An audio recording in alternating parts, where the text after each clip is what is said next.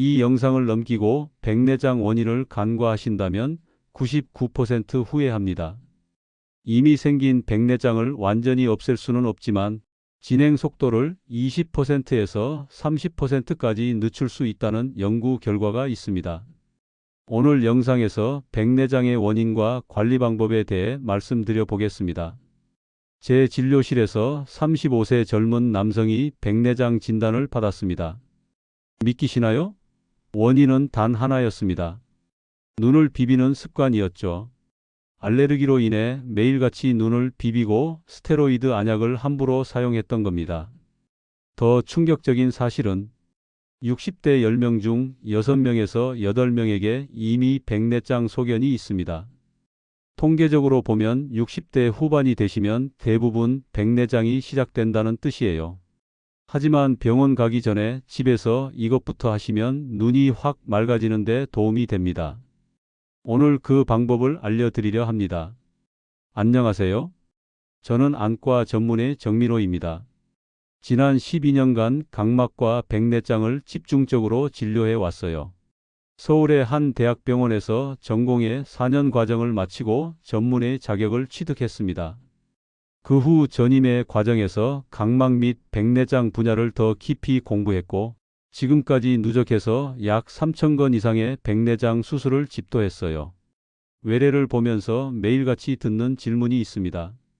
선생님, 수술 말고 집에서 할 수 있는 건 없나요? 안약 넣으면 좋아지지 않나요? 영양제 먹으면 백내장이 없어진다던데요? 이런 질문들을 하루에도 10번 이상 받습니다. 그만큼 많은 분들이 수술에 대한 두려움과 집에서라도 뭔가 해보고 싶어 하시죠. 솔직히 말씀드려서 저도 이해합니다. 눈 수술이라고 하면 누구나 무섭고 걱정되는 게 당연해요. 아무리 안전한 수술이라고 해도 내 눈에 칼을 대는 건데 두렵지 않을 수가 없죠. 그래서 많은 분들이 가능하면 수술을 미루고 싶어 하시고 다른 방법이 없는지 찾으시는 거예요. 그런데 문제는 인터넷이나 유튜브에 잘못된 정보가 너무 많다는 겁니다. 이 운동만 하면 백내장이 사라집니다. 이 영양제를 먹으니 백내장이 완치됐습니다. 안약 하나로 수술 안 해도 됩니다. 같은 과장된 내용들이 넘쳐나요. 이런 정보를 믿고 실천하시다가 정작 중요한 시기를 놓치시는 분들이 정말 많습니다. 오늘 이 영상을 끝까지 보시면 백내장에 대해 정확히 이해하실 수 있을 겁니다. 유튜브에 떠도는 과장된 정보가 아니라 의학적 근거가 확실한 팩트만 말씀드릴게요. 제가 직접 환자분들에게 설명하고 권해드리는 바로 그 내용입니다. 먼저 백내장이 정확히 무엇인지 이해하셔야 합니다. 백내장은 우리 눈 속의 수정체가 노화 등으로 인해 혼탁해지는 질환입니다. 수정체는 카메라의 렌즈와 같은 역할을 합니다. 맑고 투명한 상태에서는 빛이 아무 방해 없이 통과해 망막에 선명한 상을 맺게 하지만 나이가 들면서 이 수정체가 점점 뿌옇게 변하게 됩니다. 이때 수정체를 구성하는 단백질이 변성되면서 빛의 통과가 방해받고 시야가 흐려지게 되죠. 이것이 바로 백내장입니다. 여기서 가장 중요한 점은 이미 혼탁해진 수정체는 안약이나 운동, 영양제로 다시 맑아지지 않는다는 사실입니다. 이는 의학적으로 명확히 밝혀져 있습니다. 변성된 단백질 구조는 되돌릴 수 없기 때문입니다. 마치 카메라 렌즈에 흠집이 생기면 아무리 닦아도 사라지지 않는 것처럼 백내장도 수정체 자체의 구조가 변한 것이므로 외부 자극으로 회복되지 않습니다.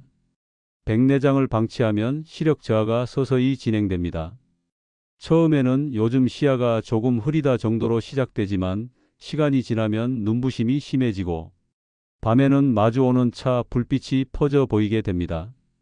가로등이나 신호등이 번져 보여 야간 운전이 어려워지고 위험해집니다. 또한 수정체가 노랗게 변하면서 색깔 구분이 어려워지고 세상이 전체적으로 노랗게 보이는 현상도 생깁니다. 이러한 시야 변화는 일상생활의 불편뿐 아니라 낙상 위험으로 이어질 수 있습니다. 계단을 내려가거나 욕실처럼 미끄러운 곳에서 거리감을 잘못 판단해 넘어지는 경우가 많으며 이로 인해 골절이나 대퇴골 손상 같은 큰 부상으로 이어지기도 합니다. 백내장을 너무 오래 방치하면 과숙백내장으로 진행될 수 있습니다. 이 단계에서는 수정체가 딱딱하게 굳어 수술이 훨씬 어려워지고 합병증 위험이 증가합니다. 심한 경우에는 수정체가 부풀어 오르면서 급성 녹내장을 유발하기도 하는데, 이는 응급 상황으로 즉시 치료하지 않으면 시신경 손상과 실명으로 이어질 수 있습니다. 최근 유튜브나 온라인에서 눈 운동으로 백내장을 없앤다, 특정 영양제를 먹으면 수술이 필요 없다는 식의 영상들이 인기를 끌고 있지만, 이는 의학적으로 근거 없는 주장입니다. 이미 형성된 백내장은 어떤 방법으로도 자연 회복되지 않습니다. 만약 그런 방법이 실제로 효과가 있었다면 전 세계 안과 의사들이 이미 그 치료법을 사용하고 있을 것입니다. 하지만 그렇다고 해서 낙심할 필요는 없습니다. 백내장을 완전히 없앨 수는 없어도 진행 속도를 늦추는 것은 가능합니다. 여러 의학 연구에 따르면 생활 습관을 개선함으로써 백내장 진행을 약 2030% 정도 늦출 수 있다고 합니다. 이 말은 곧 수술 시기를 몇 년 뒤로 미룰 수 있다는 뜻입니다. 예를 들어 80세에 수술을 받는 대신 83세에 수술받을 수 있다면 그만큼 전신 건강이 유지된 상태에서 수술을 받게 되어 회복이 빠르고 합병증 위험도 줄어듭니다. 즉, 백내장은 한번 생기면 자연히 사라지지 않지만 적절한 관리와 생활 습관으로 진행을 늦추고 수술을 더 안전하게 받을 수 있습니다. 백내장을 제대로 이해하시려면 수정체가 어떻게 혼탁해지는지 알아야 합니다. 무엇이 수정체를 뿌옇게 만들까요? 첫 번째이자 가장 큰 원인은 자외선입니다. 자외선은 우리 눈 안에서 활성산소를 만들어냅니다. 이 활성산소가 수정체의 단백질을 공격해서 변성시키고 혼탁하게 만드는 거예요. 마치 금속이 공기 중에 산소와 만나서 녹쓰는 것처럼 수정체도 활성산소에 의해 산화되는 겁니다. 여기서 중요한 건 자외선 노출이 평생 누적된다는 사실이에요. 20대부터 40대에 받은 자외선 피해가 쌓이고 쌓여서 60, 70대에 백내장으로 나타나는 겁니다. 하지만 지금이라도 늦지 않았습니다. 지금부터라도 자외선 차단을 철저히 하시면 진행을 늦출 수 있어요. 선글라스와 챙이 넓은 모자를 꼭 착용하세요. 자외선 차단 등급은 UV 400 이상으로 400나노미터 이하의 자외선을 모두 차단한다는 뜻입니다. UVA와 UVB를 100% 가까이 차단하는 거죠. 흐린 날에도 자외선은 구름을 뚫고 내려옵니다. 구름은 자외선을 30% 정도밖에 막아주지 못해요. 외출하실 때는 날씨와 상관없이 항상 선글라스를 착용하는 습관을 들이셔야 해요. 두 번째로 중요한 게 항산화 식습관입니다. 활성산소가 문제라면 이를 막아주는 항산화 물질이 필요하겠죠. 우리 몸에는 원래 활성산소를 제거하는 시스템이 있어요. 항산화 효소들이 활성산소를 분해해서 무해한 물질로 바꿔주죠. 그런데 나이가 들면서 이 항산화 능력이 떨어집니다. 그래서 음식을 통해 항산화 물질을 충분히 섭취해야 해요. 지중해식 식단이 여기에 딱 맞습니다. 채소와 토마토, 시금치, 생선, 올리브유 같은 음식들이 항산화 효과가 뛰어나요. 토마토에 들어있는 라이코펜, 당근의 베타카로틴, 시금치의 루테인과 지아잔틴은 강력한 항산화 물질입니다. 이런 성분들이 활성산소를 중화시켜서 수정체를 보호해줘요. 실제로 대규모 연구 결과가 있습니다. 미국 국립보건원에서 진행한 연구에 따르면 항산화 성분이 풍부한 식단을 꾸준히 섭취한 그룹은 그렇지 않은 그룹에 비해 백내장 진행이 대략 20% 정도 늦춰지는 것으로 나타났어요.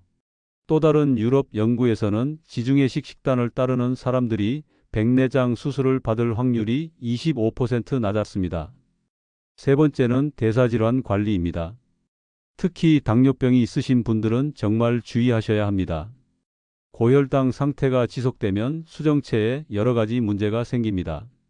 포도당이 수정체 안에 축적되면서 삼투압이 변하고 수정체가 부풀어 오르면서 혼탁해집니다. 당뇨병 환자의 백내장 진행 속도가 일반인보다 2배에서 3배 빠르다는 연구 결과가 많이 있습니다. 그래서 혈당 관리가 정말 중요합니다. 혈당을 정상 범위로 유지하는 것만으로도 백내장 진행을 크게 늦출 수 있어요. 당뇨병뿐만 아니라 고혈압, 고지혈증 같은 다른 대사질환도 관리하셔야 합니다. 이런 질환들이 눈의 혈류를 나빠지게 하고 산화 스트레스를 증가시켜서 백내장을 촉진시킵니다. 네 번째, 스테로이드 과사용과 눈 비비기를 절대 피하셔야 합니다.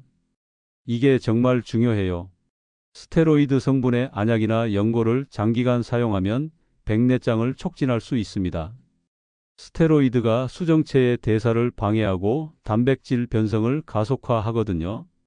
특히 알레르기나 아토피가 있으신 분들이 임의로 스테로이드 안약을 오래 쓰는 경우가 많은데 이건 정말 위험합니다. 증상이 좋아진다고 몇 달, 몇 년씩 계속 쓰시는 분들이 계세요. 그러다가 젊은 나이에 백내장이 생기는 거죠. 눈 비비기는 더 심각해요. 알레르기나 아토피로 눈이 가려워서 습관적으로 눈을 비비는 분들이 계시죠. 이게 반복되면 수정체에 물리적 충격이 가해지면서 백내장이 일찍 생길 수 있습니다. 또 눈을 비비면 각막도 손상됩니다. 원추각막이라는 질환이 생길 수도 있어요. 아까 말씀드린 35세 남성 환자도 바로 이 때문이었어요. 어렸을 때부터 아토피와 알레르기 비염이 있어서 눈이 자주 가려웠대요. 그래서 습관적으로 눈을 비볐고 약국에서 산 스테로이드 안약을 아무 때나 넣었죠. 몇 년 그렇게 하다 보니 젊은 나이에도 백내장이 생긴 겁니다. 젊은 나이에도 백내장이 생길 수 있다는 걸 꼭 기억하세요. 이제 수술과 렌즈 선택에 대해 자세히 설명해 드릴게요. 백내장이 진행해서 일상생활이 불편해지면 결국 수술을 고려하게 됩니다. 백내장 수술은 혼탁해진 수정체를 제거하고 인공 수정체를 넣어주는 방식이에요. 현대의학에서 가장 안전하고 성공률이 높은 수술 중 하나입니다. 수술 과정을 간단히 설명하면 이렇습니다. 각막에 2mm에서 3mm 정도의 작은 절개를 만들어요. 그리고 초음파를 이용해서 혼탁한 수정체를 잘게 부수고 빨아냅니다. 그 자리에 접을 수 있는 인공 수정체를 넣고 펴주는 거죠. 수술 시간은 보통 10분에서 15분 정도 걸립니다. 인공 수정체에는 여러 종류가 있습니다. 선택이 정말 중요해요. 어떤 렌즈를 선택하느냐에 따라 수술 후 생활의 질이 완전히 달라질 수 있거든요. 먼저 단초점 렌즈가 있습니다. 이건 한 지점에 초점을 맞춰주는 렌즈예요. 보통 원거리에 초점을 맞추고 가까운 건 돋보기를 쓰는 방식이죠. 가장 기본적인 렌즈이고 건강보험이 적용돼서 비용 부담이 적습니다. 야간 빛 번짐도 거의 없어요. 단점은 근거리 작업을 할 때 돋보기가 필요하다는 겁니다. 프리미엄 단초점이나 연속 초점 렌즈는 초점 심도를 넓혀주는 렌즈예요. 일반 단초점보다 초점이 맞는 범위가 넓어서 중간거리 활용이 좋습니다. 컴퓨터 작업이나 요리할 때 편하죠. 60cm에서 2m 정도 거리가 비교적 선명하게 보여요. 야간 빛 번짐도 상대적으로 적은 편이고요. 일상생활에서 안경 의존도를 많이 줄일 수 있습니다. 타초점 렌즈는 가까이부터 멀리까지 여러 거리를 동시에 볼 수 있게 해줍니다. 근거리, 중간거리, 원거리를 모두 볼 수 있어서 안경 없이 생활하기 정말 편해요. 책을 보다가 TV를 보다가 밖을 봐도 다 잘 보입니다. 하지만 단점도 있어요. 개인에 따라 야간 빛 번짐이 생길 수 있습니다. 밤에 가로등이나 자동차 불빛 주변에 동그란 후광이 보이는 거예요. 대부분은 몇 달 지나면 뇌가 적응해서 괜찮아지는데 일부는 계속 불편해하시기도 합니다. 최근에는 빛 조절 인공 수정체도 나왔습니다. 수술 후에 빛을 이용해서 도수를 미세하게 조정할 수 있어요. 수술 직후에는 기본 도수로 놓고 몇 주 후에 환자분이 생활하면서 느낀 불편함을 토대로 의사와 상담하면서 도수를 맞춤 최적화하는 거죠. 처방이 정확하지 않아도 나중에 조정할 수 있다는 장점이 있습니다. 어떤 렌즈가 좋은지는 개인의 생활 패턴과 직업, 취미 활동에 따라 다릅니다. 운전을 자주 하시는 분은 야간 빛 번짐이 적은 렌즈가 좋고, 독서나 세밀한 작업을 많이 하시는 분은 근거리가 잘 보이는 렌즈가 적합하죠. 컴퓨터를 많이 쓰시는 분은 중간 거리가 좋은 렌즈가 필요하고요. 또 한쪽 눈은 원거리에 최적화하고 다른 쪽 눈은 근거리에 최적화하는 모노비전 전략도 있습니다. 뇌가 상황에 따라 적절한 눈을 선택해서 사용하게 되는 거죠. 이 방법도 많이 쓰이고 만족도가 높은 편입니다. 담당 의사와 충분히 상담하셔서 본인에게 맞는 렌즈를 선택하는 게 정말 중요합니다. 의사에게 여러분의 생활 패턴을 자세히 설명하세요. 저는 독서를 많이 해요. 운전을 자주 해요. 컴퓨터 작업이 많아요. 이런 식으로 구체적으로 말씀하시면 의사가 그에 맞는 렌즈를 추천해 드릴 겁니다. 제가 직접 진료한 환자 사례를 두 분 말씀드릴게요. 첫 번째는 68세 김영자 님입니다. 김영자 님은 요리 강사셨어요. 동네 문화센터에서 한식 요리를 가르치시는 분이었죠. 레시피를 보고 요리하는 게 일상인데 어느 순간부터 가까운 글씨가 잘 안 보이기 시작했어요. 처음에는 노안이 심해진 줄 알고 돋보기를 바꿨대요. 그런데 돋보기를 바꿔도 별로 나아지지 않았죠. 밤에 운전할 때는 더 심각했습니다. 마주오는 차 불빛이 번져 보여서 앞이 잘 안 보였어요. 신호등도 뿌옇게 퍼져 보이고 가로등은 여러 개로 겹쳐 보였대요. 그래서 밤 운전을 거의 포기하셨다고 하더라고요. 김영자님이 저를 찾아오신 건 작년 봄이었습니다. 검사 결과 양쪽 눈 모두 백내장이 상당히 진행되어 있었어요. 시력도 많이 떨어져 있었고 특히 밤에 빛 번짐이 심한 상태였죠. 더 이상 미루기 어려운 시점이었습니다. 김영자님은 요리할 때 근거리가 정말 중요하다고 하셨어요. 레시피를 보고 재료를 손질하고 불 조절을 하려면 가까운 데가 잘 보여야 하니까요. 하지만 외출할 때는 원거리도 필요하다고 하셨죠. 버스 번호를 봐야 하고 간판을 봐야 하고 운전도 해야 하니까요. 저는 고민 끝에 연속 초점 렌즈와 함께 모노비전 전략을 제안했습니다. 모노비전이란 한쪽 눈은 원거리에 최적화하고 다른 쪽 눈은 중간 거리와 근거리에 최적화하는 방식이에요. 뇌가 상황에 따라 적절한 눈을 선택해서 사용하게 되죠. 김영자님의 경우 오른쪽 눈은 원거리 중심으로 왼쪽 눈은 근거리 중심으로 설계했습니다. 오른쪽 눈으로는 운전하고 먼 곳을 보고 왼쪽 눈으로는 책이나 레시피를 보시도록 한 거죠. 연속 초점 렌즈를 사용해서 중간 거리도 어느 정도 커버할 수 있게 했고요. 수술은 양쪽 눈을 일주일 간격으로 진행했습니다. 먼저 오른쪽 눈을 수술하고 일주일 후에 왼쪽 눈을 수술했어요. 수술은 아무 문제 없이 잘 끝났습니다. 회복도 빨랐고요. 수술 후 한개월 뒤 김영자님이 정기검진을 받으러 오셨어요. 너무 좋아하시더라고요. 야간 눈부심이 거의 사라졌대요. 밤에 운전하는 게 다시 가능해졌고 마주 오는 차 불빛도 전혀 불편하지 않다고 하셨어요. 책과 휴대폰을 대부분 안경 없이 볼 수 있게 되었어요. 요리할 때 레시피를 선명하게 보실 수 있게 됐죠. 두 번째는 35세 박지훈 씨입니다. 아까 도입부에서 말씀드렸던 그분이에요. 박지훈 씨는 IT 회사에 다니는 직장인이었습니다. 어렸을 때부터 아토피 피부염과 알레르기, 비염이 심했어요. 특히 봄, 가을 환절기에는 증상이 정말 심했대요. 눈이 자주 가려워서 습관적으로 눈을 비볐다고 합니다.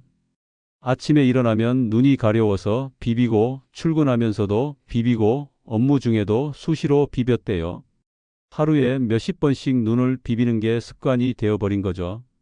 게다가 약국에서 산 스테로이드 성분 안약을 몇 년간 임의로 사용했습니다. 눈이 가렵고 충혈될 때마다 넣었대요. 약사가 오래 쓰면 안 된다고 했지만 증상이 좋아지니까 계속 사서 쓴 거죠. 의사 처방 없이 말입니다. 박지훈 씨가 제 진료실을 찾았을 때 이미 오른쪽 눈에 백내장이 상당히 진행되어 있었습니다. 검사를 해보니 충격적이었어요. 35세라는 젊은 나이인데 60대, 70대 어르신들에게서나 볼 수 있는 수준의 백내장이 생긴 거예요. 박지훈 씨는 정말 충격을 받았습니다. 제가 아직 35인데요. 백내장이요? 말도 안 돼요 라고 하시더라고요. 받아들이기 힘들어 하셨죠. 박지훈 씨는 절망했지만 수술은 피할 수 없었습니다. 더 이상 미룰 수 없는 상태여서 수술을 진행했습니다. 다행히 결과는 좋았습니다. 젊은 분이라 회복도 빨랐고 시력도 1.0까지 잘 나왔어요. 더 중요한 건 수술 후였어요. 저는 박지훈 씨에게 강조했습니다. 지금 오른쪽 눈은 수술했지만 왼쪽 눈도 같은 일이 생길 수 있습니다. 생활 습관을 완전히 바꾸지 않으면 몇 년 안에 왼쪽 눈도 수술해야 할 겁니다. 박지훈 씨에게 구체적인 실천 방법을 알려드렸어요. 첫째, 절대로 눈을 비비지 말 것. 눈이 가려워도 참고 냉찜질이나 인공 눈물로 대처할 것. 둘째, 자외선 차단을 철저히 할 것. 외출할 때는 항상 선글라스를 쓸 것. 셋째, 항산화 식단을 실천할 것. 채소와 생선 위주로 식사할 것. 넷째, 알레르기 치료를 제대로 받을 것. 피부과와 이비인후과에 가서 체계적으로 치료받을 것. 다섯째, 스테로이드 안약은 절대로 임의로 사용하지 말 것. 필요하면 의사 처방을 받을 것. 박지훈 씨는 제 말을 정말 잘 따라주셨어요. 그 결과 3년이 지난 지금 정기검진을 3개월마다 받고 있는데 박지훈 씨의 왼쪽 눈 백내장 진행이 거의 정체되고 있습니다. 생활 습관 개선으로 진행을 거의 멈춘 겁니다. 이 두 사례가 여러분께 큰 교훈을 줄 거라고 생각합니다. 김영자님 사례는 적절한 시기에 수술을 받으면 삶의 질이 얼마나 좋아지는지 보여줍니다. 박지훈 씨 사례는 생활 습관만 제대로 관리해도 백내장 진행을 충분히 늦출 수 있다는 증거예요. 여기서 중요한 사실을 하나 더 말씀드릴게요. 알레르기와 눈 비빔은 백내장뿐만 아니라 각막 손상, 난시 진행, 심지어 근시 진행과도 연관이 있습니다. 눈을 비비면 각막의 압력이 가해지면서 각막이 점점 변형됩니다. 원추각막이라는 심각한 질환이 생길 수도 있어요. 특히 성장기 아이들이 눈을 자주 비비면 각막이 변형되면서 난시가 심해질 수 있어요. 근시도 더 빨리 진행됩니다. 그러니 여러분 자녀분들도 눈 비비는 습관이 있다면 꼭 고쳐주세요. 어렸을 때부터 올바른 습관을 들이는 게 정말 중요합니다. 또 하나, 수술 후 관리도 정말 중요합니다. 수술 후 안구건조증이나 야간 빛번짐이 생길 수 있는데 이건 세심한 설계와 관리로 충분히 줄일 수 있어요. 인공 눈물을 꾸준히 사용하고 정기검진을 빠뜨리지 않는 게 핵심입니다. 수술은 끝이 아니라 시작이에요. 수술 후 관리를 어떻게 하느냐에 따라 결과가 완전히 달라질 수 있습니다. 자, 이제 여러분이 집에서 당장 실천할 수 있는 구체적인 방법을 알려드리겠습니다. 제가 12년간 환자분들에게 강조해 온 내용이에요. 이것만 제대로 따라 하셔도 백내장 진행을 늦추고 눈 건강을 지킬 수 있습니다. 총 7가지입니다. 하나씩 자세히 설명해 드릴 거. 첫 번째, 절대 눈을 비비지 마세요. 이게 정말 제일 중요해요. 저는 이걸 환자분들에게 수십 번 강조합니다. 눈이 가렵다는 건 알레르기나 염증이 있다는 신호입니다. 비비면 일시적으로 시원할 수 있지만 장기적으로는 각막과 수정체에 심각한 손상을 줍니다. 눈을 비비면 어떤 일이 일어날까요? 수정체에 물리적 충격이 가해져서 백내장이 빨리 진행됩니다. 각막도 손상돼서 난시가 생기거나 심해집니다. 심한 경우 원추각막이라는 질환이 생길 수도 있어요. 이건 각막이 앞으로 튀어나오는 병인데 심하면 각막 이식이 필요합니다. 눈이 가려우면 어떻게 해야 할까요? 먼저 차가운 인공 눈물을 사용하세요. 인공 눈물을 냉장고에 보관하세요. 가려울 때 차가운 인공 눈물을 넣으면 가려움이 많이 줄어듭니다. 차가운 온도가 가려움을 일으키는 히스타민 분비를 억제하거든요. 냉찜질도 효과적이에요. 깨끗한 수건을 찬물에 적셔서 눈에 5분 정도 올려두세요. 아니면 얼음을 수건에 싸서 눈에 대고 있어도 좋습니다. 이것만으로도 가려움이 많이 줄어들어요. 알레르기가 원인이라면 근본적인 치료를 받으셔야 합니다. 안과나 알레르기 내과에 가셔서 정확한 진단을 받으세요. 항히스타민제나 비만 세포 안정제 같은 약을 처방받아서 꾸준히 쓰시면 증상이 많이 좋아집니다. 스테로이드 치료가 필요한 경우도 있어요. 하지만 스테로이드는 의사 처방에 따라 적절한 용량과 기간만 사용하셔야 합니다. 절대로 약국에서 임의로 사서 오래 쓰시면 안 돼요. 스테로이드는 단기간 사용하면 효과가 좋지만 장기간 사용하면 백내장, 녹내장 같은 부작용이 생길 수 있습니다. 두 번째, 외출할 때 필수품 두 가지를 꼭 챙기세요. 자외선 차단 등급 UV400 선글라스와 챙이 넓은 모자입니다. 자외선은 백내장의 가장 큰 원인이에요.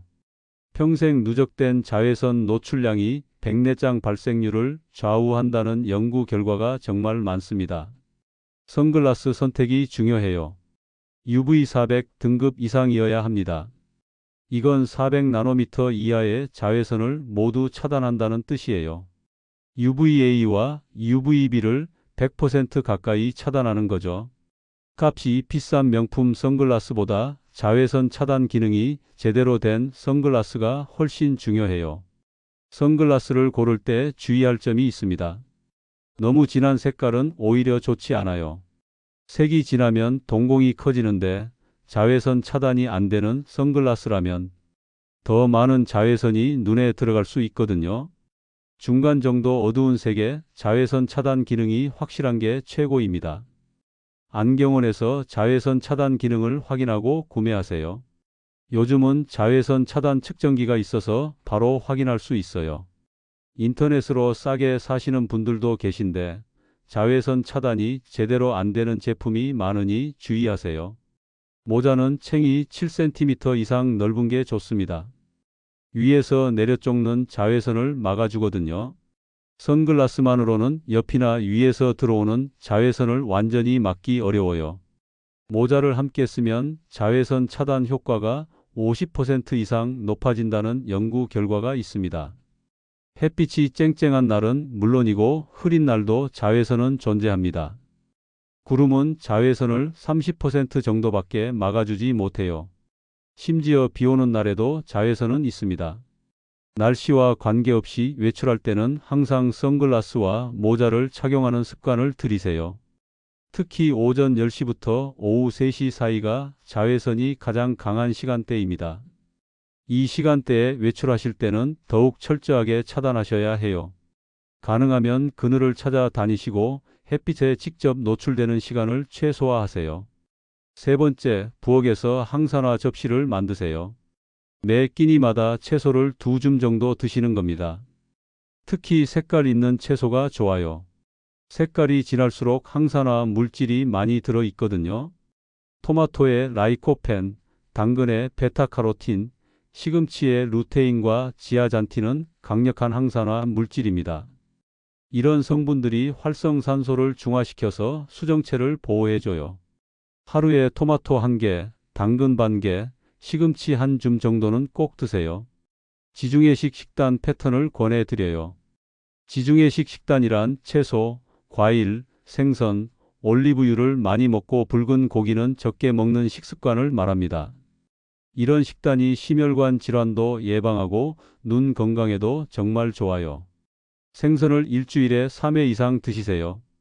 특히 고등어, 삼치, 연어 같은 등푸른 생선이 좋습니다. 오메가3 지방산이 풍부해서 염증을 줄이고 눈 건강을 지켜줘요.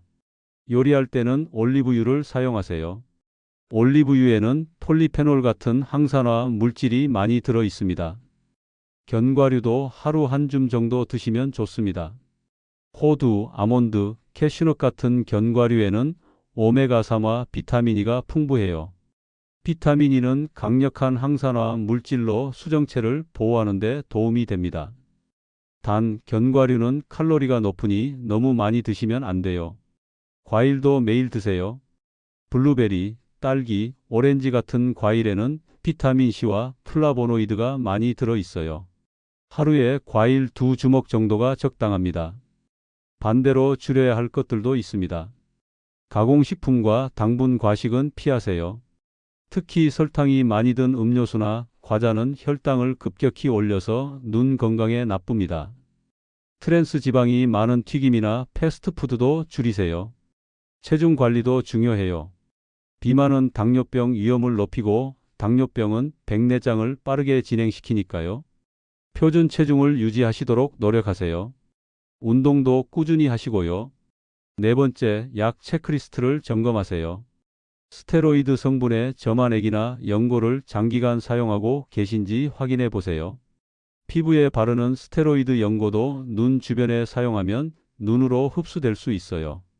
3개월 이상 장기 사용은 의사와 꼭 상의하셔야 합니다. 현재 드시는 약 목록을 정리해서 안과 진료 받으실 때 의사에게 보여주세요. 일부 약들이 백내장 진행에 영향을 줄 수 있거든요. 스테로이드뿐만 아니라 일부 정신과 약물, 항히스타민제 같은 약들도 장기 복용하면 눈에 영향을 줄 수 있습니다. 루테인과 지아잔틴 보조제에 대해 물어보시는 분들도 많아요. 이 성분들은 주로 황반 건강에 도움이 되는데 일부 연구에서 백내장 진행 지연에도 보조적 효과가 있다고 보고되었습니다. 하지만 보조제보다는 식단을 우선으로 하세요. 시금치, 케일, 브로콜리 같은 녹색 채소에 루테인과 지아잔틴이 풍부하게 들어 있어요. 매일 이런 채소를 드시면 따로 보조제를 먹을 필요가 없습니다. 보조제는 정말 식사로 충분히 섭취하기 어려울 때만 보조적으로 사용하세요. 보조제를 드신다면 과다 복용은 피하세요.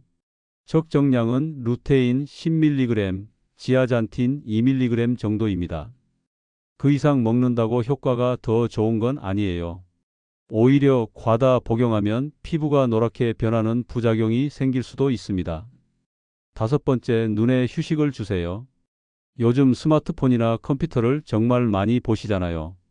근거리 작업을 오래 하면 눈의 초점 근육이 피로해지고 건조해집니다. 20-20-20 규칙을 지키세요. 20분 근거리 작업을 하면 20초 동안 약 6m 먼 곳을 바라보는 겁니다. 창밖 풍경을 보거나 방 저편 벽을 보면 돼요. 이렇게 하면 초점 근육이 이완되고 눈의 피로가 풀립니다. 건조감도 줄어들죠.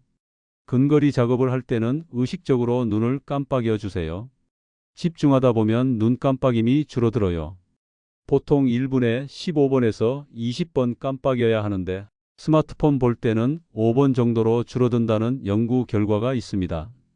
의식적으로 자주 깜빡여서 눈물이 골고루 퍼지도록 하세요. 화면 밝기도 조절하세요. 너무 밝으면 눈이 부시고 너무 어두우면 눈이 피로해집니다. 주변 조명과 비슷한 밝기로 맞추는 게 좋아요. 그리고 화면과의 거리는 최소 40cm 이상 유지하세요. 너무 가까이서 보면 눈에 부담이 됩니다. 실내 습도도 중요해요. 건조한 환경은 눈물이 빨리 마르게 합니다. 가습기를 사용하거나 젖은 수건을 널어두세요. 적정 습도는 40%에서 60%입니다. 여섯 번째, 경고 신호를 놓치지 마세요. 다음과 같은 증상이 나타나면 즉시 안과에 가셔야 합니다. 갑작스럽게 시야 일부가 가려지거나 빛 번짐이 급격히 심해지거나 밤에 운전이 불가능할 정도로 눈부심이 심해지는 경우요. 비문증이 갑자기 늘어나는 것도 위험 신호입니다. 비문증은 눈앞에 먼지나 벌레 같은 게 떠다니는 것처럼 보이는 증상이에요. 원래 있던 비문증이 갑자기 크게 늘어나면 망막 문제일 수 있습니다. 번개가 번쩍이는 것 같은 섬광이 보이는 것도 응급 상황입니다. 이건 망막박리의 초기 증상일 수 있어요. 망막박리는 빨리 치료하지 않으면 실명할 수 있으니 절대 방치하면 안 됩니다. 이런 증상이 나타나면 당일에 바로 안과에 가셔야 해요. 한쪽 눈 시력이 갑자기 떨어지거나 사물이 휘어져 보이거나 색깔이 이상하게 보이는 것도 위험 신호입니다. 이런 증상들은 모두 망막이나 시신경 문제를 의미할 수 있어요. 일곱 번째, 정기검진을 꼭 받으세요. 60대 이상이시면 1년에 한 번은 안과에서 정밀검사를 받으셔야 합니다. 시력 검사, 안압 측정, 세극 등 검사, 망막 검사, 백내장 진행도 확인을 모두 하셔야 해요. 세극 등 검사는 백내장을 진단하는 가장 기본적인 검사예요. 의사가 특수한 현미경으로 눈을 자세히 관찰하는 겁니다. 수정체의 혼탁 정도, 위치, 종류를 파악할 수 있어요. 망막 검사도 중요합니다. 백내장이 있으면 망막이 잘 안 보여서 다른 눈 질환을 놓칠 수 있거든요. 동공을 산대한 후에 망막을 자세히 검사해야 합니다. 수술을 앞두고 계시거나 고도근시가 있으시거나 당뇨병이 있으시면 의사가 권하는 검진 간격을 꼭 따르세요. 3개월이나 6개월마다 검진을 권할 수도 있어요. 이건 여러분의 눈 상태를 모니터링하기 위한 거니까 귀찮더라도 꼭 받으시길 바랍니다. 검진 기록을 잘 보관하세요. 시력 변화, 백내장 진행 정도를 기록해두면 나중에 수술 시기를 결정할 때 도움이 됩니다. 여기에 덧붙여서 병원 선택할 때 체크해야 할 5가지를 알려드릴게요. 백내장 수술은 안전한 수술이지만 좋은 병원과 의사를 만나는 게 정말 중요합니다. 첫째, 담당 의사가 직접 설명하는지 확인하세요. 상담실장이나 직원이 설명하고 의사는 수술만 하는 곳은 피하시는 게 좋아요. 의사가 직접 여러분의 눈 상태를 보고 설명하고 질문에 답해줘야 합니다. 수술 전에 의사와 충분히 대화하는 게 정말 중요해요. 둘째, 인공수정체 옵션을 다양하게 제시하는지 봐야 해요. 한 가지 렌즈만 강력하게 권하는 곳은 좋지 않습니다. 단초점, 연속초점, 다초점 등 여러 옵션의 장단점을 균형 있게 안내해 줘야 해요. 비싼 렌즈만 권하거나 특정 렌즈를 밀어붙이는 곳은 조심하세요.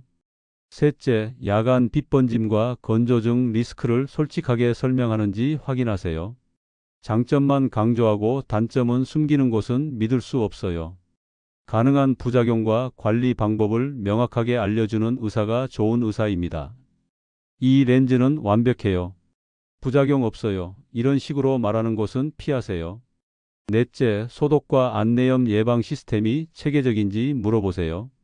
백내장 수술 후 가장 무서운 합병증이 안내염입니다.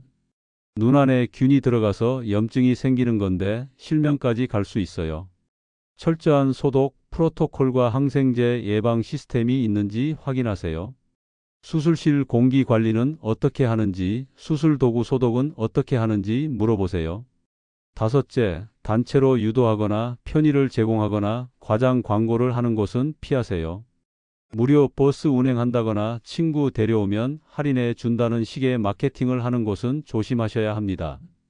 의료는 장사가 아니거든요. 환자 한 명 한 명을 정성껏 돌보는 곳이 좋은 병원입니다.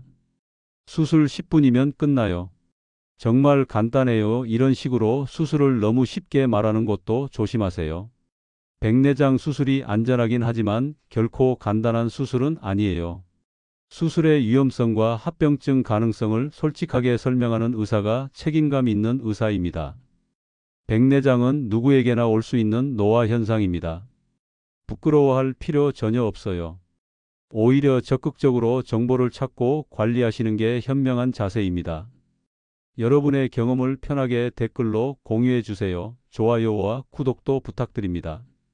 여러분의 응원이 제가 이런 영상을 계속 만드는 힘이 됩니다. 오늘 말씀드린 내용을 한 번 더 간단히 정리하겠습니다. 백내장은 수정체가 노화로 혼탁해지는 현상이에요. 백내장을 없앨 수는 없지만 진행을 늦추고 불편함을 줄이는 방법은 분명히 있습니다. 첫째, 자외선 차단입니다. UV400 등급 이상의 선글라스와 모자를 날씨와 관계없이 외출할 때 항상 착용하세요. 둘째, 항산화 식단입니다. 채소와 생선 위주의 지중해식 식사를 하시고 가공식품과 당분은 줄이세요. 셋째, 절대로 눈을 비비지 마세요. 가려우면 냉찜질이나 차가운 인공 눈물을 사용하세요. 넷째, 대사질환을 관리하세요. 혈당과 체중을 정상 범위로 유지하는 게 눈 건강의 기본입니다. 다섯째, 눈에 휴식을 주세요. 20-20-20 규칙을 지키시고 근거리 작업을 할 때는 의식적으로 눈을 깜빡여 주세요. 화면 밝기를 적절히 조절하시고 실내 습도도 신경 쓰세요. 여섯째, 경고 신호를 놓치지 마세요. 시야 가림, 급격한 빛, 번짐 증가, 비문증 급증, 섬광 같은 증상이 나타나면 즉시 안과에 가세요. 이런 증상들은 망막 문제를 의미할 수 있어요. 일곱째, 정기검진을 빠뜨리지 마세요. 60대 이상은 1년에 한 번, 고위험군은 의사 권고에 따라 더 자주 받으셔야 해요. 이 7가지만 제대로 지켜도 백내장 진행을 몇 년은 늦출 수 있습니다. 연구 결과에 따르면 20%에서 30%까지 진행을 늦출 수 있어요. 수술이 필요한 시점이 오더라도 더 건강한 상태에서 받을 수 있고 결과도 훨씬 좋을 거예요. 마지막으로 꼭 말씀드려야 할 게 있습니다. 이 영상은 일반적인 정보를 제공하기 위한 목적이에요. 개인의 진단과 치료는 반드시 담당 전문의와 직접 상담하셔야 합니다. 눈의 상태는 사람마다 다르고 같은 백내장이라도 진행 속도와 치료 방법이 다를 수 있거든요. 특히 수술 결정은 신중하게 하셔야 해요. 시력이 얼마나 떨어졌는지, 일상생활에 얼마나 지장이 있는지, 다른 눈 질환은 없는지 종합적으로 판단해야 합니다. 제 영상은 참고만 하시고 최종 결정은 여러분을 직접 진료한 의사의 조언을 따르시길 바랍니다. 여러분의 소중한 눈 건강 제가 도와드릴 수 있어서 영광이었습니다. 이 영상이 도움이 되셨다면 좋아요와 구독 부탁드립니다. 감사합니다.